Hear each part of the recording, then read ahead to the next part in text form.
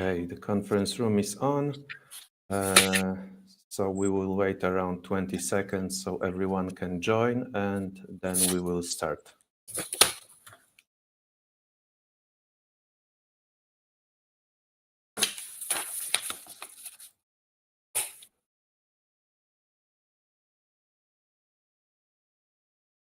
All right, I think we can start right now. Good morning, my name is Janusz Maruszewski. I would like to welcome you to a meeting with the management board of CI Games, which will be dedicated to discussing the financial results for the first half of 2023. There are already with me Marek Tymiński, CEO. Good morning, Marek. Hello, Marek, can you? Oh, okay. And David Broderick, CFO. Good morning. Good morning. The meeting will be divided into two parts: a presentation, which you can already see, and a Q&A session. I'd like to invite you to participate and ask questions. So, gentlemen, the stage is yours. Thank you. I'll take you through the presentation this morning. Obviously, we have our cover here, which is featuring Lords, the upcoming release on the 13th of October. Just for anybody,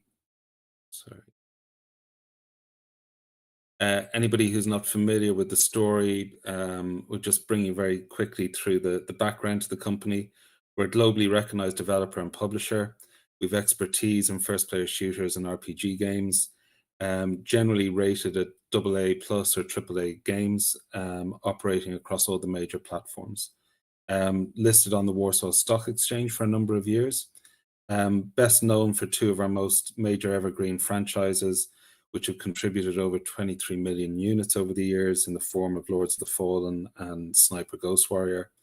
Equally a strong back catalogue of IP, and we're looking to launch a third piece of IP with a survival game in the future.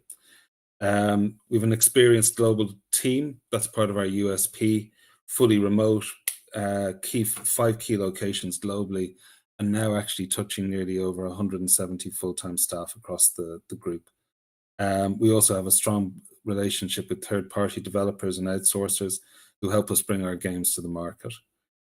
Traditionally, we've been known as a strong, high-margin business, delivering strong historic EBITDA margins and net income margins as well. Again, what goes to make this up is a seasoned management team, as you can see here, with vast experience from a number of developers and years of experience built up across the industry, all contributing to help build and shape CI Games over the future and currently in the last few years. Lords of the Fallen, as I alluded to, is probably one of the most anticipated games for release this year. Scheduled for release on 13th of October, so not far away. There's a clear, strong appetite for large action RPG. We saw this with Elden Ring in 2022. Again, we're building on the release of the original game a number of years ago in 2014, which had over 10 million plus players over its life that have played it. And this is a full reboot to appeal back to that audience and hopefully unlock a new audience for the game going forward. It's been developed through our Hexworks studio using UE5. I think the key components here is that we've really focused on AAA production values. We've used state-of-the-art visuals and gameplay. It's for next-gen consoles. And as I said, it's built on the UE5 platform. I think what's key here as well is we've built a very strong global marketing campaign that's seen the game currently sit in 12th on global wish lists, nearly 90 million trailer views, over 1 million wish lists, and significant press and video coverage for the game, all leading up to that. And there's a stronger marketing beat to come over the next 2 to 3 weeks as we lead up to release. Future success for us is obviously key as we look to build on Lords of the Fallen. Again, I think for us, the ingredients going forward is to produce games effectively, efficiently, to the highest quality levels, and to AAA standards. Again, we focused on having a new unified tech stack in the form of the Unreal Engine. We look to leverage the expertise that we've built up over a number of years and that knowledge and know-how in marketing, self-publishing, in order to bring these IPs to the various platforms. We've also got United Label, which is another key part where we look to bring third-party IP publishing. And we've also got our back catalogue as well, which we can leverage and build on for future.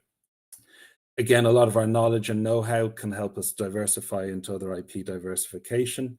And again, we can also look at building on the strong IP that we've built in terms of looking at licensing and other means by which we can apply this and develop it into other forms of medium, whether that be entertainment products, TV, movies, or other means by which we can license or franchise the IP that we've built. Again, I suppose the focus for today is basically our financials. In the half year, we total revenue of 22.2 million. 44% of this revenue had come from Sniper Ghost Warrior Contracts 2, and 26% coming from the United Label portfolio.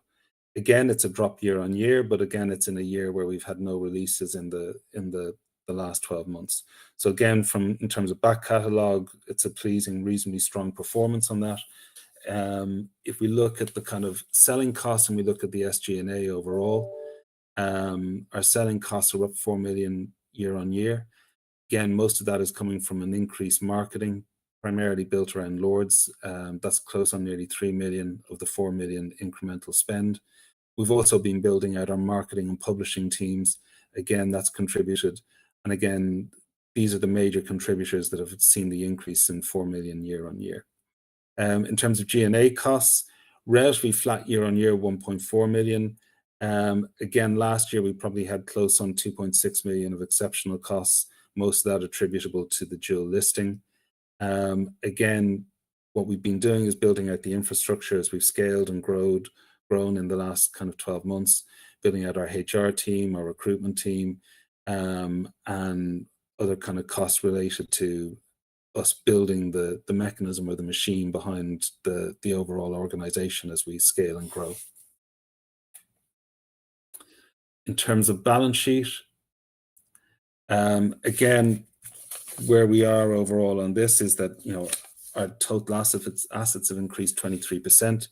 Again, that's primarily a contributor coming from our investment in games. Our intangible assets amounted to 197 million. That's a net increase of 45 million in total. This is basically due to the projects that we have on stream at the moment. Lords of the Fallen, Project Survive, and Project Scorpio, all contributing to that increase. The group's debt in H1 related to 2 bank facilities. The balance of that at half year was 48.2 million. And there's a small finance or office rental liability of 3 million making up the other portion of that. In terms of total cash flow, you can see most of the activity is driven from our investment in the games. And again, that's just us doubling down on Lords, Survive, Scorpio, with a cash balance at the 30th of June of 4.9 million. Also, you will have seen in a post half-year event was us raising a bond for over 6 million euros as well, which goes into helping us to continue to deliver and fund the launch of Lords.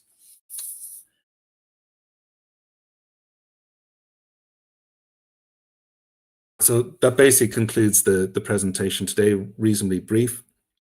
I think if we want to open it up to Q&A, we can probably start.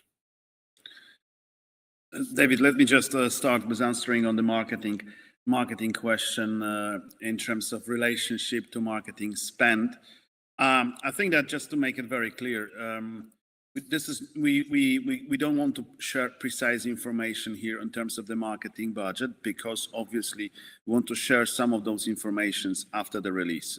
And what I can say just today is that the total marketing budget will get close to 20 million euro.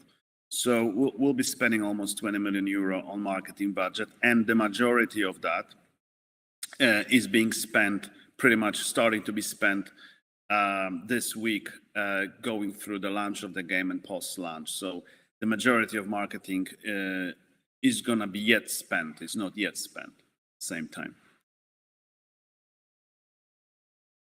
Are we satisfied with the results of the marketing campaign? Yes, we are. So far, yes, we are satisfied with the results.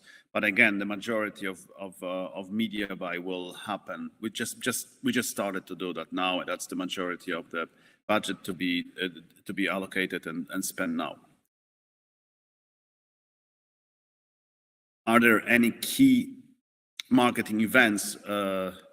Not really any marketing key events until the launch, apart from the fact that the launch is a very big marketing event for us, but it's not related to any external events or shows. A question to you, David: is the company comfortable with its current cash levels a few days before a Lord's launch?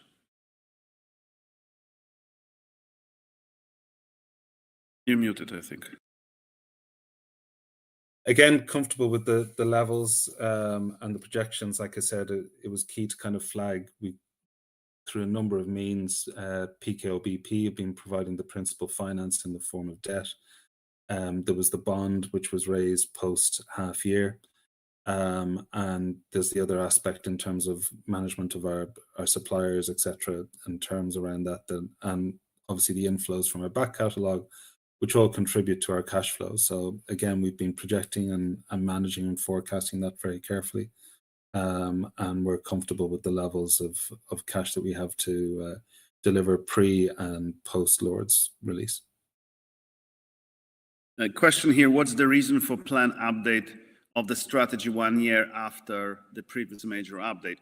It's important for us to keep investors informed, and I mean, we don't expect major changes to the strategy that we have, but it's more probably of a lifting. But we want to do that every single year, basically. We want to stick to that every single year to update the investors. I think it's important for everyone to understand there's nothing major that we are planning to change in the strategy. We absolutely comfortable with the current strategy that we have, and we're very happy with the transformation of the company, of the business that we have done over the last 4 or 5 years.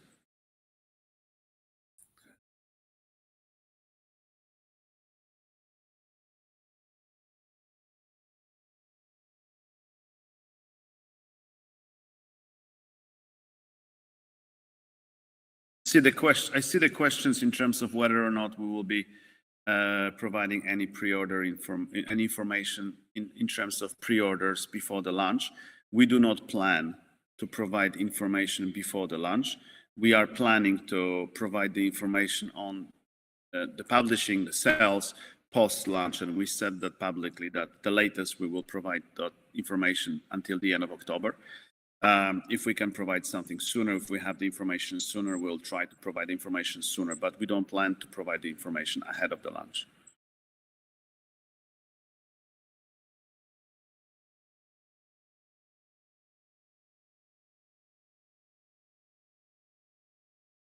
David, that's to you. What's the interest of foreign investment funds? Do you have any specific information on this subject?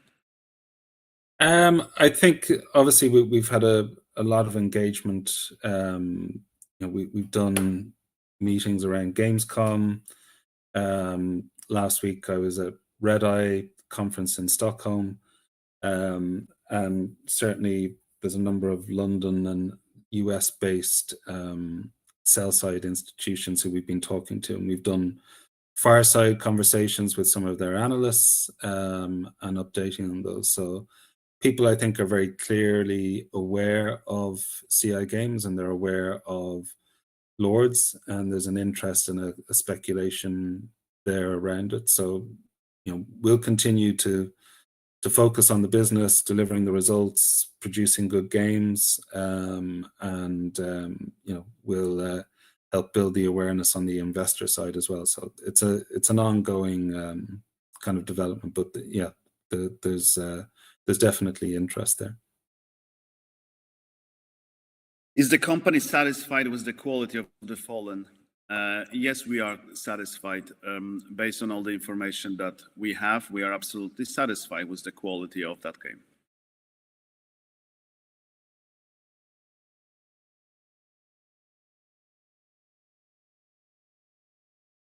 David, do you see anything we should Sorry, answer next? I'm just looking through the. So how many people are currently working on Lords of the Fallen? I mean, definitely not as many as we had most of the time.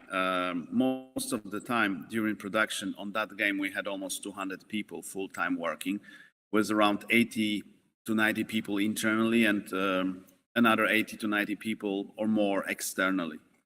But obviously, that number is lower now, especially in terms of the outsourcers. We don't have that many outsourcers working on that project.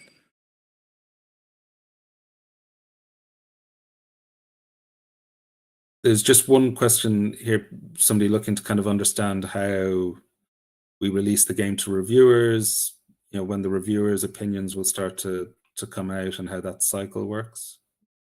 Yeah, that's a good question. So we are obviously sending the game, sending review codes ahead of the launch to all the journalists and influencers. And we are planning to have the reviews to be ahead of the launch. It's quite kind of stretch for us. We mean there's been a lot of work on that game, and currently we pretty much done in terms of the day one update, day one patch. So we don't think that the reviews will be like many days ahead of the launch, but definitely we are planning to have at least a day ahead of the launch, the reviews to be out in public. Yeah. Just another question here. Post Lords, how are you thinking about future release schedules, the roadmap for Lords potentially? Any kind of views on that you can share? I think this is definitely part of what we want to speak during the strategic update. It's too early for us to share. We would like to also have a bit more learning coming from releasing Lords of the Fallen in 2 weeks, and will help us to make the final decisions on how we want to support Lords and how we want to basically further build that franchise in the future. Obviously, we've talked about Survive. It seems a very different game to Lords. Why create something that, you know, to some people maybe appears very different? Yeah, so Project Survive is important part of our portfolio. This is the next bigger game that we will be coming up with. And again, we will speak more about that during the strategic update. We recently shifted the development to the internal studio. That is important to us. We absolutely consider that game as a very important release, and we wanted to make sure that we have the best team involved and engaged basically in developing that game. And as I think what we said during the presentation, I mean, we have a very strong team across different studios, very strong teams across different studios internally, and it's coming how we structure the business, how we employ our talent, and as you mentioned, David, we are fully remote, and that allows us to basically get a very strong group of people in each studio. And as investors can see, I mean, Lords of the Fallen is a great example of that, and validation for our business model and for our structure and how we operate. And the same way we are absolutely want to go forward with Survive, with Project Survive. That game has been into development for around 2 years. So a lot of what have been created for that game is part of the Project Survive, right? So it's more of a continuation of the works with certain upgrade and liftings rather than absolutely restarting the project. So it's there, and it's quite a lot already out. And again, like this, we will be able to speak more about that on the strategic update. And in terms of the genre, the survival genre has been growing significantly over the last years. A great example, Sons of the Forest. That game came out around 6 months ago, and I think don't remember exact figures, but I think it's around 7 to 8 million copies sold just on PC in early access. So that's again great example of popularity of that genre and the growth of that genre in the recent years, and we want to be part of that genre.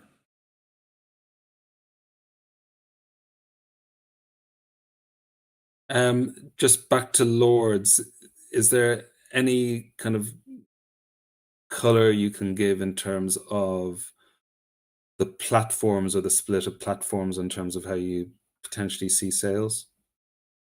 PC over... Yeah, so PC, definitely, we're expecting PC to be absolutely the major platform. It's 50% or more in terms of the sales on PC. Let's wait until around mid-October, we will know that for sure, but definitely PC is the major platform, and then consoles to follow. Obviously, we expect PlayStation performance to be stronger than Xbox, but both platforms are very important to us. There's another question here. Somebody notes your use of the term CI Games 2.0.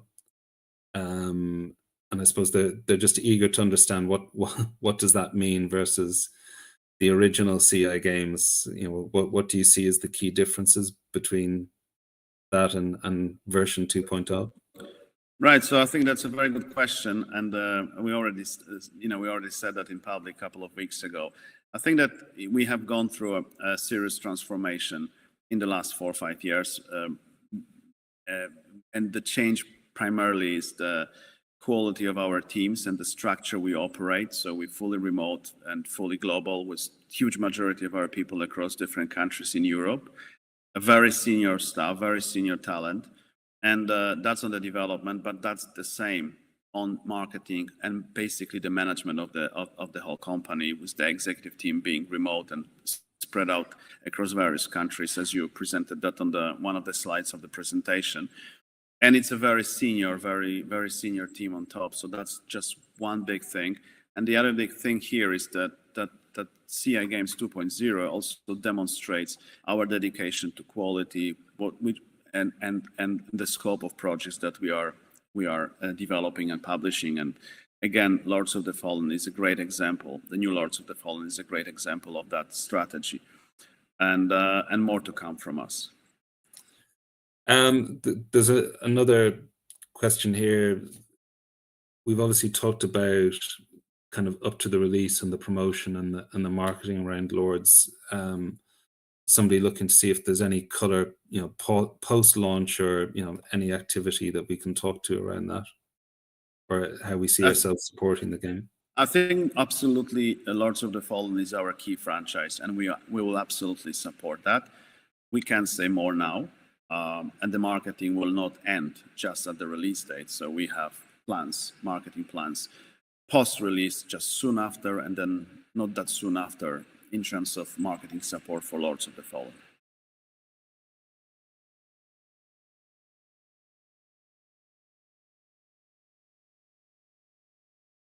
I think that would appear to be most of the questions at this point. Is there anything you want to touch on yourself, Marek, or kind of just restate for the benefit of investors?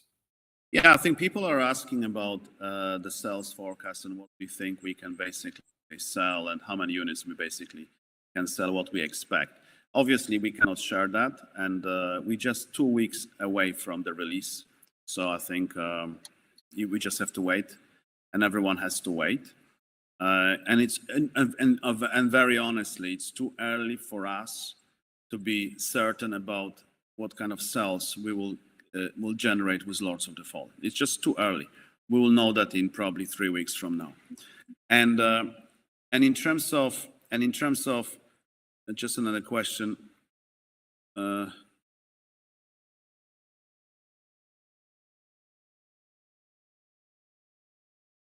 in terms of the performance of the game, that's another question. I mean, we're very confident about the quality of the game and the performance on both PC and consoles, and we made it very clear that we're expecting this game to run in 60 FPS, 60 frames per second on consoles in a performance mode, I mean, we obviously will be we'll be providing support to the game post-launch. So obviously, every game is a software product. Every software product has several amount of bugs at the launch. That's very much normal, and we think we have a very quality release, but still there will be things to fix. So the team will be ready, and we'll fix things that we will understand from the communities as soon as we can, right? So we're absolutely committed to fully supporting the game after the launch.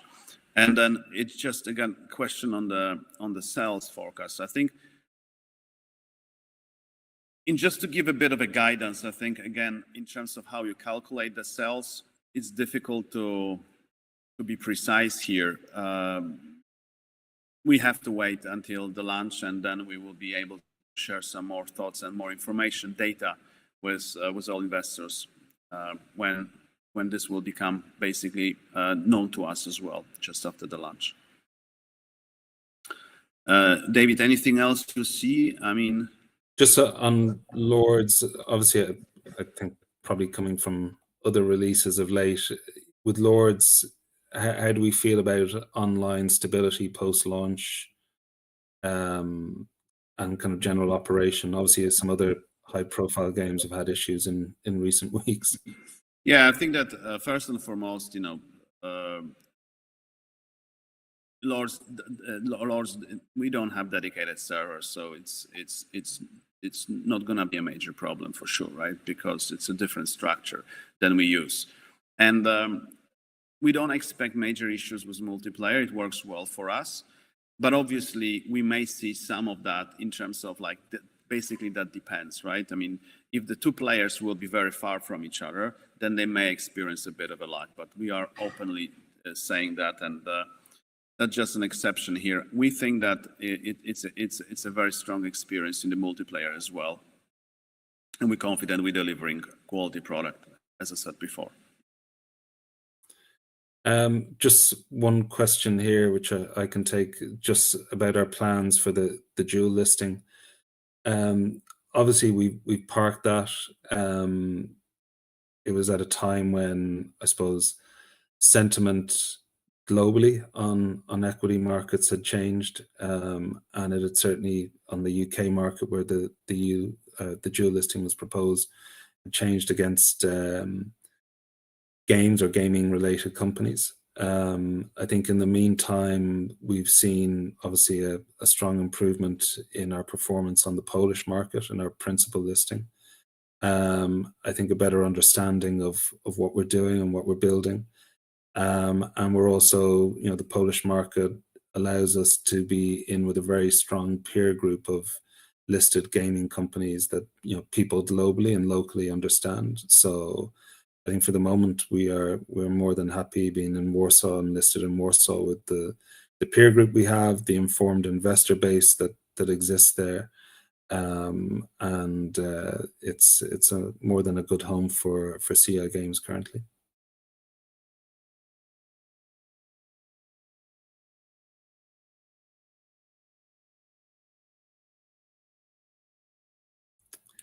I don't know if you see any other questions, Marek. Yeah, I think we can answer a question here in terms of the QA, basically, who was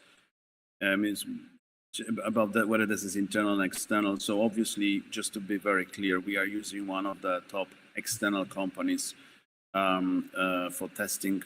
We've been working with them for pretty much very long time already on that game. But recently, we have also been using our internal team once they have a bit less of work on the game, so they also jump and help. But primarily, that's the external company that is responsible for a QA of that game. And I don't really see, David, I